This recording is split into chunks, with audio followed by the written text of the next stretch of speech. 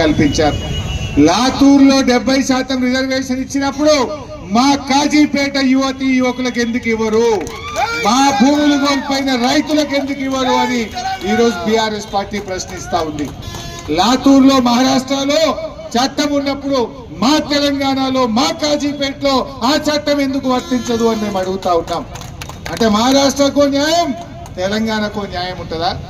8 మంది ఎంపీలను గెలిపించి 2 కేంద్ర మంత్రులను పెడితే మీరు చేసేది ఇదేనా అని మేము అడుగుతా ఉన్నాం. మీరు ప్రారంభోత్సవానికి వస్తాం, కేంద్ర మంత్రులు వస్తామంటున్నారు. బిడ్డ మాకు 70% స్థానికులకు అవకాశం ఇవ్వకుండా ఇనాగ్రేషన్ కి వస్తే బీజేపీ మంత్రులను నిలదీస్తామని హెచ్చరిస్తా ఉన్నాం, అడ్డుకుంటామని హెచ్చరిస్తా ఉన్నాం. దయచేసి మాకు మా భూములు కోల్పోయిన పిల్లలకు ఉద్యోగాలు ఇవ్వండి, మా స్థానికులకు ఉద్యోగాలు ఇవ్వండి.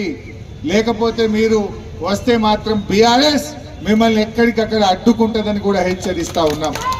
మేము అడుగుతున్నది గొంతమ్మ కోరిక కాదు, మేము అడుగుతున్నది గొంతమ్మ కోరిక కాదు. భూములు ఇచ్చిన వాళ్ళకి ఇవ్వండి అంటున్నాం, స్థానికులకు ఇవ్వండి అంటున్నాం. మహారాష్ట్రలో లాతూర్లో ఏ పద్ధతి ఉందో మా తెలంగాణలో కాజీపేటలో కూడా అదే పద్ధతి కావాలని అడుగుతా ఉంటాం. అరే మా వాళ్ళు బతకద్దా?